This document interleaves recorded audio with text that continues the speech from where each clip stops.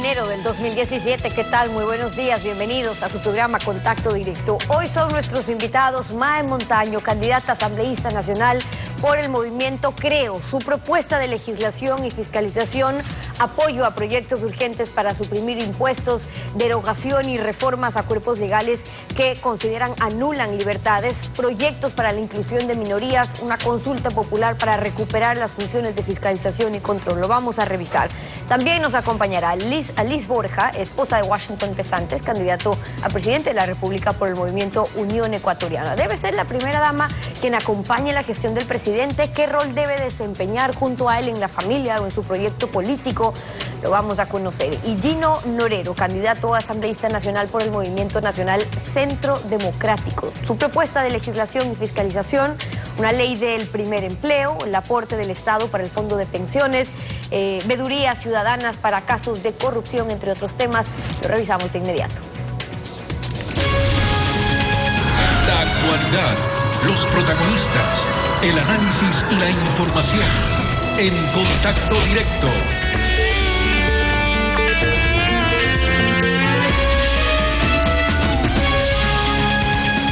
Hoy con Lenin Artieda. ¿Qué tal, Lenin? ¿Cómo te va? Buenos días, Estefi. Buenos días a todos. Continuamos con las entrevistas a los candidatos a asambleístas nacionales. Hoy es nuestra invitada Mae Montaño, candidata por la alianza Creo Suma. Son 7 preguntas y un mensaje al electorado con el tiempo de 1 minuto. En sus pantallas aparecerá un reloj que irá indicando la disminución del tiempo y concluido este, concluye también el audio. Es mandato popular de los asambleístas legislar y fiscalizar. Mae Montaño, candidata por Creo Suma. Buenos días, bienvenida a Contacto Directo. Muy buenos días, Lenin, y a quienes nos ven y nos escuchan también siempre con un gran abrazo. Objetivo fundamental del plan de gobierno del binomio Guillermo Lasso-Andrés Páez es eliminar impuestos mediante proyectos de ley de urgencia económica. Más importante que una mayoría para aprobarlos es que si no hay mayoría, no se aprueben ni se nieguen para que pasen por el Ministerio de la Ley. ¿Es ese escenario el más probable? Nosotros estamos decididos a trabajar fuertemente para tener una mayoría en la Asamblea, o sea, vamos a tener una nueva Asamblea. Vamos a apoyar sin duda todos los mecanismos legales que permitan reactivar esta economía que está realmente en recesión y también todos los mecanismos para conseguir ese 1 millón de empleo que se dará y que se conseguirá en el gobierno de Guillermo Lasso.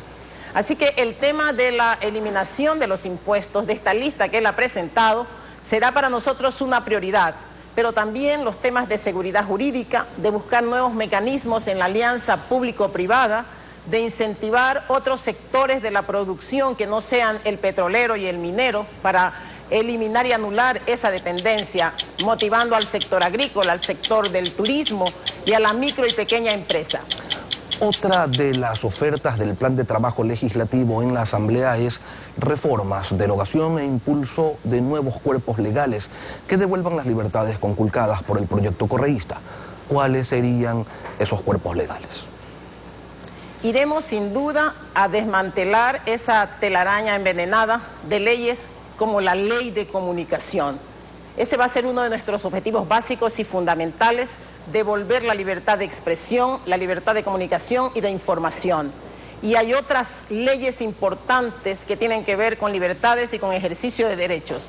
Las reformas a la Ley de Educación Superior y a la Ley de Educación Intercultural son importantes en el primer caso para devolverle a los estudiantes, a los jóvenes en edad de estudiar en la universidad, la posibilidad de ingresar a ellas sin limitaciones y de escoger la carrera que ellos quieran sin restricciones.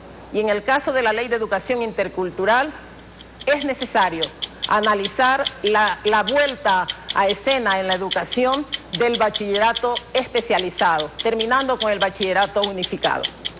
Otro punto del plan legislativo es el combate a las drogas. ¿Qué es lo que prevén ustedes desde una perspectiva integral? El problema de las drogas que se ha agudizado en estos días es una de las máximas preocupaciones en los distintos sectores, no solamente de la costa, de la sierra, sino en todo el país. Y es necesario en este momento retomar una lucha integral.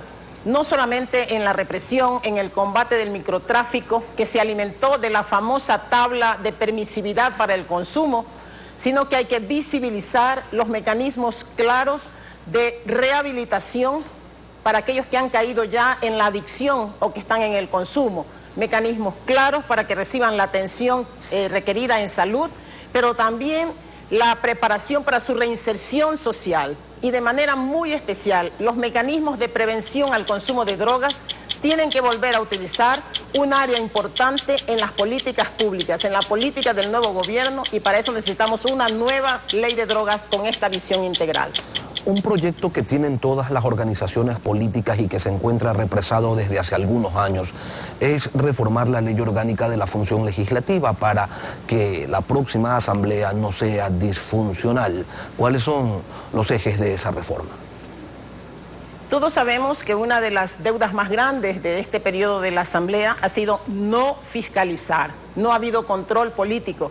Así que hemos presentado, yo tengo en este momento presentado 2 proyectos de reformas a la ley orgánica de la función legislativa para terminar con las trabas que impiden que recibamos la información y que sea el Pleno quien conozca los casos de fiscalización y no la comisión conocida como archivo.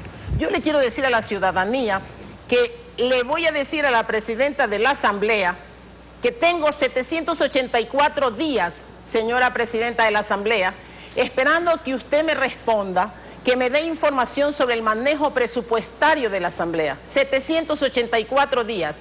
Esas son las trabas y esos son los mecanismos a través de los cuales las autoridades impiden que los asambleístas cumplamos nuestro rol fiscalizador, importante y fundamental para la lucha anticorrupción. La consulta popular para independizar la función electoral y el Consejo de Participación Ciudadana y Control Social podría verse frustrada porque esa consulta se basa en el artículo 104 de la Constitución, inciso segundo, sobre los asuntos que estime conveniente el presidente. Pero los artículos 441, 442, 443 y 444 de la Constitución para reformas estructurales prevén una constituyente. ¿Por qué entonces no convocar a constituyente por consulta popular que no necesita autorización por parte de la Corte Constitucional? En este momento lo que necesitamos es devolverle al pueblo ecuatoriano el poder de decisión, ese poder que fue coartado cuando la Asamblea Nacional decidió reformar la Constitución a través de unas llamadas enmiendas. En este momento el máximo poder es el pueblo ecuatoriano. Yo respaldo sin duda la propuesta de Guillermo Lasso, de nuestro futuro presidente, de llamar al pueblo ecuatoriano a que en esa consulta ellos digan la última palabra respecto de qué hacemos con órganos de control entregados y sumisos y con organismos de la justicia dependientes del Ejecutivo que no han logrado ni un combate a la corrupción y que han dejado en los ciudadanos, yo digo, no una sed de venganza, pero sí hambre de justicia. Y eso lo tenemos que reivindicar a través de una consulta popular, que el pueblo se pronuncie. La oferta de 1 millón de empleos en 4 años de gobierno va a necesitar de una seguridad social reforzada, porque, le pregunto, ¿será suficiente con los aportes de 1 millón de nuevos trabajadores y sus patronos? ¿O cuál va a ser también el aporte estatal? Hay que devolverle a la seguridad social el aporte subsidiario del Estado. Estuvimos absolutamente en desacuerdo cuando este fue suprimido por el actual gobierno, dejando en una situación de inseguridad la estabilidad y la permanencia del IES y de la seguridad social y poniendo en riesgo la posibilidad de los jubilados actuales y de quienes tendremos que jubilarnos en el futuro. De manera muy personal, se necesita y se requiere una nueva ley de seguridad social. Mi compromiso de elaborar ese nuevo proyecto de una ley de seguridad social, de abrir un amplio debate sobre el tema, de debatir también la posibilidad que las mujeres trabajadoras y madres de familia están exigiendo la jubilación sin límite de edad cuando las aportaciones al IES se hayan cumplido. Vamos a fiscalizar al IES. Eso también es un compromiso, va a ser uno de los temas fundamentales en el nuevo periodo de la Asamblea. Sobre bloques y bancadas, si Creo y Suma no alcanzan la mayoría absoluta con presidente de la República propio o uno, de Movimiento País, ¿es factible prever convergencias de mayorías móviles que permitan gobernabilidad? Y de ser así, ¿con qué grupos? Tenemos un reto en la nueva Asamblea y es recuperar el manejo democrático, un manejo político adecuado de la Asamblea, un manejo transparente tanto en la administración como en el manejo de los recursos económicos en la Asamblea. Yo creo que eso convoca a darle a la Asamblea la calidad del primer poder, ese poder que representa el pluralismo político y que es necesario entonces abrir los espacios de diálogo, abrir los espacios de real debate, no solamente en la elaboración de leyes que tienen que responder a las necesidades y a las aspiraciones del pueblo ecuatoriano. No se ha legislado para el pueblo ecuatoriano, se ha legislado para satisfacer la vanidad y las aspiraciones del presidente de la República. Eso se tiene que terminar. Así que necesitamos recuperar esa nueva Asamblea activa, políticamente democrática, con fuerza y que actúe con la transparencia que el pueblo ecuatoriano demanda. ¿Y qué acción tomarán ustedes para investigar, para llegar al fondo de los escándalos de corrupción, al menos de los que se conoce hasta ahora y sobre los que no se evidencia mayor avance, Refinería de Esmeraldas y Odebrecht? Y tenemos muchos más, porque yo digo que lo que conocemos ahora sobre actos de corrupción es apenas la punta del ovillo que hay que desenredar.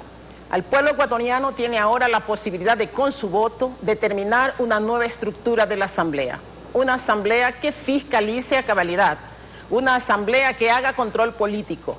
Nuestro gobierno, el gobierno de Guillermo Lasso, sin duda respaldará que sus asambleístas estemos ahí para hacer fiscalización y control político, porque es a través de eso como se consigue que el gobierno sea eficiente y que la transparencia sea una forma de vida y de hacer política pública y de hacer ejercicio en el gobierno. Así que estaremos dispuestos también en el nuevo periodo de la Asamblea, como hemos dicho, a fiscalizar y a hacer control político, pero no nos olvidemos que hay que reestructurar, que hay que tener, tanto en la Contraloría, en la Fiscalía y en las instancias judiciales, gente proba, gente comprometida con el combate a la corrupción, con el ejercicio. Mae tiene 1 minuto para dirigir un mensaje al electorado. Pueblo ecuatoriano, mi motivación en este momento es pedirles a ustedes que con fuerza, con decisión, acudamos a las urnas el 19 de febrero. Votemos por Guillermo Lasso, es el presidente que el Ecuador necesita. Y para que él tenga el respaldo suficiente del pueblo ecuatoriano a través de sus representantes, les pido votar en plancha por las listas 21-23, tanto para parlamentarios andinos como para asambleístas. Pueblo ecuatoriano, vamos al cambio. Mae Montaño, candidata a asambleísta nacional por Creo Suma. Gracias por acompañarnos esta mañana en Contacto Directo. Muchísimas gracias a ustedes. Estefi. Son las 7 de la mañana con 14 minutos. Nos vamos a ir a una pausa y cuando regresemos estará Alice Borja, esposa de Washington Pesantes, candidato a presidente de la República por el movimiento Unión Ecuatoriana. ¿Cómo apoya la primera dama la gestión del presidente? ¿Qué rol debe desempeñar junto a él en la familia también? Lo analizamos al regresar. Quédese usted en nuestra sintonía. El derecho de votar es fuerza, pura y simple, la fuerza del palo y el hacha, tanto si es ejercida por 10 hombres como por 10.000 millones. La autoridad política es fuerza. Lo dijo Robert Hayden, escritor y novelista de Estados Unidos.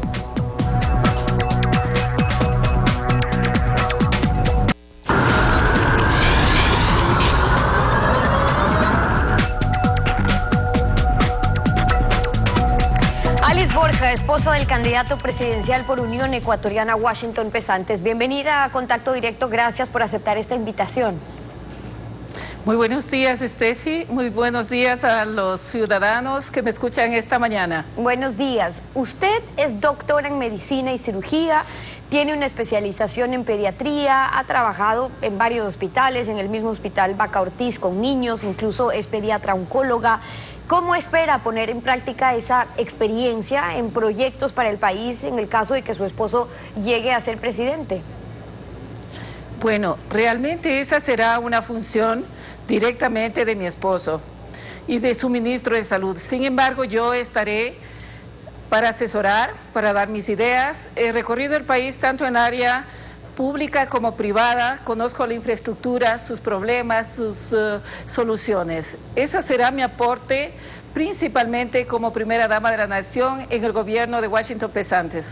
¿Cree que es importante el rol de la esposa del presidente para acompañar la gestión del primer mandatario en sus funciones? Y de ser así, ¿por qué cree que es importante? Es muy importante. ¿Por qué? Porque una mujer en el hogar no solo significa la esposa, es la madre, es la compañera, es la amiga. Yo creo que el rol de la primera dama básicamente debe ser dar mucho amor a todos los ecuatorianos, a través del trabajo, a través de la entrega, a través de participar en actividades de tipo social, con niños, con adultos, con tercera edad, con quien requiere en un momento determinado de la participación, de la ayuda, del apoyo de una mujer ecuatoriana como soy yo. En estos 10 años, pues no hemos tenido el papel de una primera dama, o si no se lo quiere llamar así, el papel de la esposa del presidente, salvo algunos actos protocolarios. Y eso responde a lo que piensa el presidente actual sobre eso, que eso de la primera dama es antidemocrático, que es sexista, que si votan por el presidente no están votando o eligiendo a una primera dama. ¿Usted no coincide en eso? Bueno, no coincido en el tema de primera dama, porque todas somos primeras damas en el hogar. Lo que tenemos que ser es la primera colaboradora, la primera amiga, la primera persona que esté siempre para apoyarle, tanto como persona como profesional. Bueno, hablando del presidente, yo hacía mención a lo que él decía. Usted estudió en la misma universidad que Rafael Correa, en Bélgica, en la Universidad de Louvain. Allí se conocieron y es a raíz de ahí que se hicieron también amigos, tanto usted como su esposo, con el presidente. Bueno, primero, lo más importante que me ha pasado en mi vida, aparte de mis estudios, lógicamente, y mis hijos, yo tengo 3 hijos, es haber conocido a mi esposo hace 25 años, un poco más, 27 años en Bélgica. Ahí un grupo de ecuatorianos tuvimos la oportunidad de participar de estudios, haciendo nuestra maestría, nuestras pasantías allá. Y dentro de eso estuvo, pues, sobre todo mi esposo y también una serie de amigos, dentro de eso, Rafael Correa. Y ahora, ¿cómo es la relación con Rafael Correa? Porque sí fueron amigos, mantuvieron la amistad por algunos años, según nos comentaba también su esposo. Bueno, fuera del país se realiza una estrecha amistad no solamente con ecuatorianos, sino también con una serie de extranjeros que nos ayudan, que nos orientan, dentro de esos profesores, dentro de esos colegas, y lógicamente con Rafael, que llegó a ser nuestro presidente del Ecuador, hemos sido amigos. Actualmente en las reuniones de padres de familia, etcétera, nos encontramos. Y él es muy amable, yo también, mi relación con él es estrechamente actualmente de padres de familia de un colegio común con la educación de mi hijo. Ahora, en esa universidad, en la Universidad de Louvain, usted hacía referencia a que conoció a su esposo. ¿Cómo fue eso en la universidad? Sí, había un grupo de ecuatorianos que estaban allí, pero ¿cómo se fue dando su relación? Mire, yo había acabado mi posgrado en Río de Janeiro. Yo estuve ya unos 4 años aproximadamente fuera del país y gané en Río de Janeiro la beca para hacer una maestría en cáncer de niños. Cuando llegué a Bélgica, me dijeron hay más ecuatorianos y llegué a hacer mi curso de francés. En el corredor vi a un grupo y a un hombre muy interesante rodeado de unas 20 personas que reía y que conversaba muchísimo. Yo dije, este debe ser el ecuatoriano que me dijeron que había llegado. Me acerqué y le dije, buenos días. Yo fui la que me acerqué. Y le dije, pues mire, yo soy de Ecuador. Y él me dijo, qué gusto. Y entonces le di un besito en la mejilla y todo, ¿no? Y después de eso nos quedamos conversando. Y así nació, fue un amor a primera vista de parte mía. Y espero que sea también mi amor por muchos años más al padre de mis hijos, que es mi esposo, hoy candidato a presidente de la República del Ecuador. Y usted así fue mi historia. Usted hacía referencia también en esa historia que salía de su clase de francés, y eso porque usted habla varios idiomas, ¿no? Sí, yo hablo 4 idiomas. Cuando viajo, por ejemplo, se hace más fluidamente. Por mi formación en pediatría estudié en portugués, hablo portugués, francés, terminé mi colegio en Estados Unidos, hablo inglés y el español, que es el idioma de mi madre, el idioma de mi familia, de los ecuatorianos. Ahora, eso en cuanto a su formación. Usted, en cuanto a la vida pública, en cambio, ya está acostumbrada, podríamos decir, un poco a eso, a la vida pública también de su esposo, al haber ejercido el cargo de fiscal de la nación, con la responsabilidad que eso supone, los ojos del país puestos en el hombre que está encargado de fiscalizar la corrupción en nuestro país y hacer justicia. Pero por ende los ojos también estuvieron puestos en usted en algún momento, incluso cuando se dio ese lamentable accidente en el que murió Natalia M. Son 6 años ya casi de ese incidente. ¿Cómo impactó ese episodio en su vida? Bueno, han habido varias cosas importantes luego que mi esposo fue fiscal de la Nación. Este lamentable accidente que fue judicializado en su debido tiempo, que fue realizado todas las pericias necesarias para demostrar mi inocencia. Adicionalmente a eso, como familia, hemos tenido que estar expuestos públicamente. En una situación así lamentable, hay que recordar que existen hijos también, que existe mi madre, que han existido mis hermanos, que también se han sentido afectados. Pero no ha sido todo esta lamentable situación, ha habido muchas cosas también muy buenas, he podido estar y palpar las necesidades de la gente en la parte de justicia, de equidad, y estoy, creo, preparada para poder acompañar a un presidente de la calidad y valía de mi esposo Washington Pesantes, candidato por la lista 19. Lleva 25 años de casada. ¿Por qué cree que su esposo puede y debe llegar a Carondelet como primer mandatario? ¿Qué fortalezas destaca en Washington Pesantes dentro de sus virtudes? Mire, tiene innumerables. Básicamente él tiene la formación, la capacidad moral. Adicionalmente él fue fiscal. Es el único ecuatoriano que puede fiscalizar las actividades de este y de los antiguos gobiernos. Tiene excelentes proyectos y adicionalmente un excelente equipo que lo acompaña, que podrá estar siempre vigilante y ayudar por el mejor destino y desarrollo de actividades de nosotros los ecuatorianos. ¿Y hay alguna Además, un excelente padre. ¿Hay alguna recomendación que le ha hecho a él sobre cómo manejarse en esta campaña? Porque las esposas son las que mejor conocen a los candidatos y sus defectos o sus debilidades también. ¿Qué le aconsejó a su esposo cuando le contó que iba a correr por la presidencia? Mire, usted lo verá que Washington es impecable. Dentro de ese know-how está la casa, está la esposa. Sí, pero adicionalmente en la parte política, algo que es que tenga paciencia, que aprenda a escuchar como siempre a la gente, que sienta el dolor de las personas que necesitan, que él tiene experiencia en hacerlo.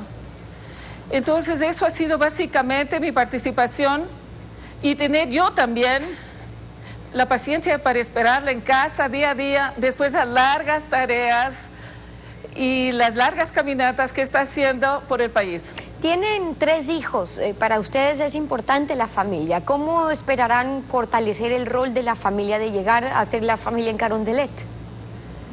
Miren, mis hijos empezaron siendo muy pequeños dentro de la vida pública. Juan Francisco, por ejemplo, empezó a los 3 años, ahora tiene 15. Me acuerdo tanto de una anécdota muy chistosa que en una reunión muy seria él salió a bailar delante de las autoridades de Estado. Mis hijas no están acá por sus estudios, están haciendo sus posgrados fuera, pero ellas siguen todo esto a través de los medios de comunicación y estamos siempre juntas como familia. Ellas son las mejores asesoras de su padre. No dejamos de lado todos los detalles, cumpleaños, el Día de la Madre, el Día del Amor ahora. Tratamos siempre de estar juntos como familia. Ese vínculo no se pierde jamás. Y para terminar, un mensaje que quisiera compartir con nuestra audiencia. Quiero que el Ecuador tome la mejor elección. El 19 de febrero tiene que votar por la lista 19.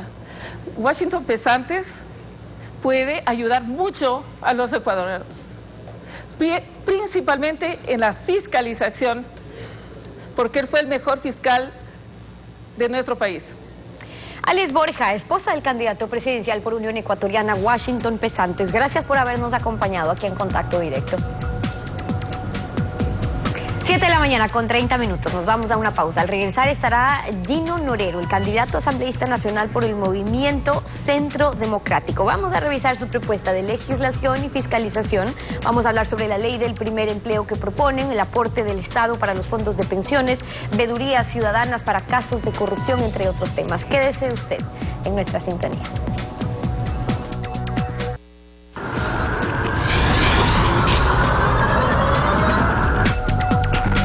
Continuamos con las entrevistas a los candidatos a asambleístas nacionales con Jorge Norero de Centro Democrático. Son 7 preguntas y un mensaje al electorado con 1 minuto para responder.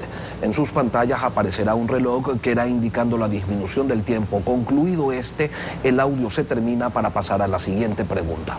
Es mandato popular de los asambleístas legislar y fiscalizar. Gino Norero, candidato por Centro Democrático, buenos días, bienvenido a Contacto Directo. Jorge Norero, Gino Norero, la misma persona, buen día. Buenos días, Lenin, con mucho gusto y gracias por esta invitación. El desempleo y el subempleo se siguen posicionando como el problema social más importante ante el crecimiento imparable de las nuevas incorporaciones a la población económicamente activa. Centro Democrático propone una ley especial para el primer empleo. ¿En qué consisten las diferencias del primer empleo con los empleos ya consolidados? Creemos que siendo este el principal problema y la angustia, yo diría nacional de todos los ecuatorianos de tener y garantizar un empleo, lo es más cuando uno es joven, que concluye su universidad o ha adquirido alguna profesión y no tiene espacio dentro del mercado laboral. Entonces pensamos que dando incentivos tributarios a la industria, al comercio, al agro, va a haber la oportunidad para que muchos jóvenes tengan esa opción. Y por otro lado también hablamos de una proporcionalidad que deba de existir en las empresas. 30, 40 y 30. 30% de jóvenes, 40% ya de gente adulta y ese 30% adicional a las personas de mayores de 40 años, porque es indiscutible que hay una discriminación de las personas mayores de los 40 años y por lo tanto es fundamental que ellos también sean garantizados dentro del mercado laboral. Sobre la frondosa maraña tributaria, Centro Democrático plantea derogar un impuesto creado por la Revolución Ciudadana, el impuesto verde. ¿Por qué este impuesto y solo este impuesto? Bueno, no es solo ese impuesto, hay muchos impuestos más que deberían ser derogados porque son inaplicables. Por ejemplo, el ecológico, el impuesto verde, que castiga a las personas con menos recursos, los que no tienen posibilidades de renovar su parque automotriz. Y no vemos nada de ecológico en el mismo y por lo tanto los que sí tienen recursos, tienen vehículos nuevos, ellos están exentos del pago. Quienes más contaminan, en este caso los buses, el transporte público, a ellos también se los están exonerados del mismo pago. Por lo tanto, creemos que este es un impuesto que debe definitivamente derogarse, como a todos aquellos impuestos que castigan la producción, desestimulan la inversión y de alguna manera alejan esa seguridad jurídica que es fundamental para la inversión, para el desarrollo, para la estabilidad económica. En su plan de trabajo, Centro Democrático ofrece la eliminación del registro de morosidad luego de 8 años.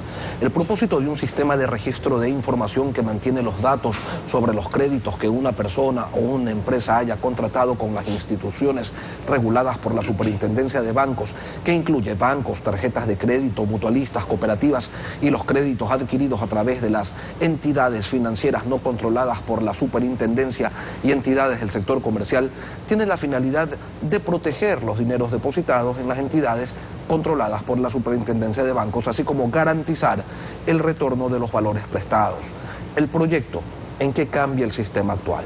En que no se puede tener como delincuentes financieros por la eternidad o para siempre a una persona y que no se la rehabilita dándoles a ellas la capacidad de nuevamente invertir, trabajar, producir, ser objeto de crédito en el país. Se supone que si existen procesos judiciales, existen mecanismos para recuperar los fondos y en el caso de que no sea factible declarar por último la insolvencia de un sujeto o de una persona jurídica o natural, no podemos entonces tener un banco de datos en donde la prescripción no se dé de manera como lo señala la ley. Y no puede ser que sean personas que porque deben $100 o deben $30, que sean de manera permanente delincuentes financieros, mientras los grandes dueños de la defalcación de los bancos y de las instituciones financieras, ellos no tienen ningún problema. Respecto al déficit actuarial del Fondo de Pensiones, Centro Democrático propone restituir la obligación del Estado de aportar el 40% al Fondo de Pensiones. ¿En seguridad social solo eso o se propone una reforma integral? Además planteamos que se levante ese techo en donde se castiga a los trabajadores recibir lo que le corresponde por las utilidades. Este gobierno, recordarán ustedes, ciudadanos, puso un techo de no más de $4.000 al reparto de utilidades que por ley deben las empresas entregarles a sus trabajadores. Creemos que eso no puede ser.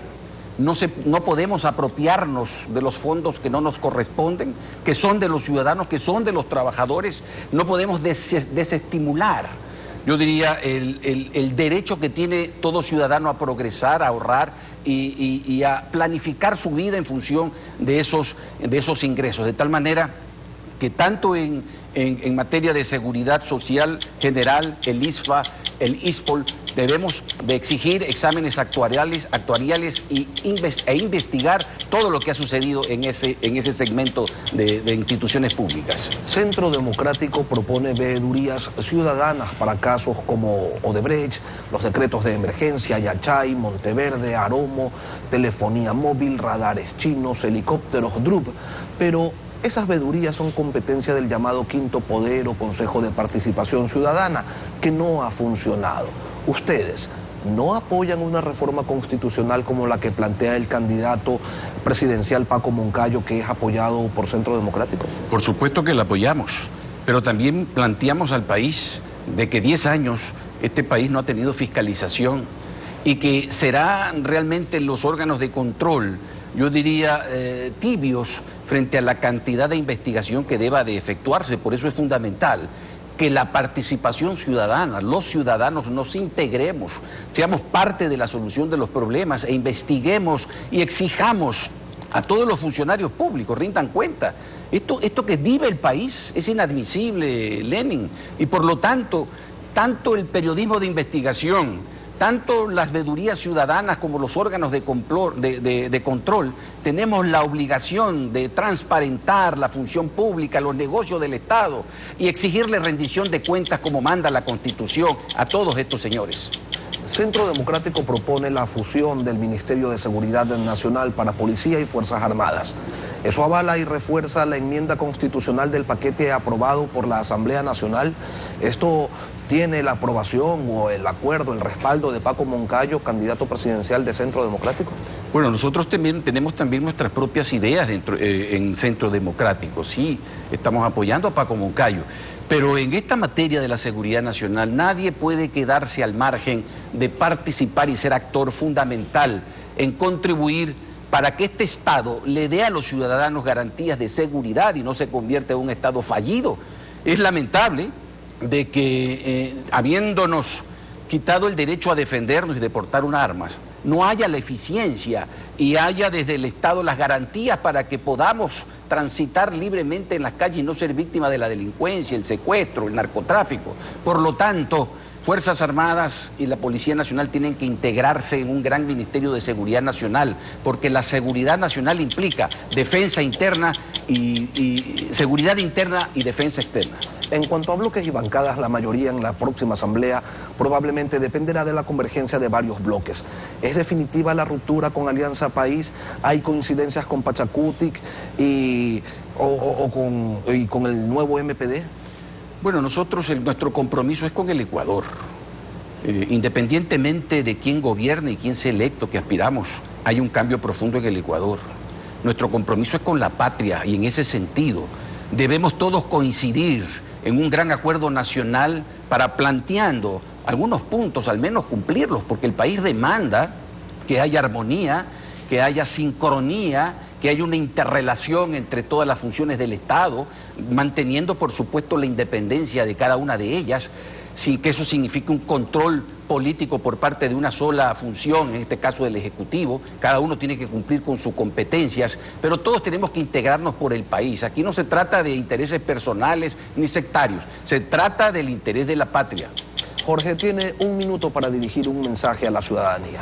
Creo que ha llegado el momento en que el Ecuador tiene que dar un paso cuántico en lo social, en lo político, en lo económico, porque estamos al borde del abismo y como las estrellas, cuando están al borde de explotar, se convierten en supernova o desaparecen, el Ecuador tiene en sus manos una gran responsabilidad. Yo creo que todos tenemos que ser conscientes de esta necesidad y por tanto, Centro Democrático les plantea a ustedes una alternativa. Confíen en nosotros, rayen todo y voten todo por la lista 1 porque estamos seguros de que tenemos experiencia, tenemos capacidad y sobre todo, amamos al Ecuador. Jorge Norero, candidato asambleísta nacional por Centro Democrático, gracias por su participación en Contacto Gracias a usted, Directo. Muy amable, gracias. Concluimos así esta emisión. A ustedes también, gracias a su confianza y sintonía. Nos volvemos a encontrar mañana, Lenín. Será hasta entonces. Buen día.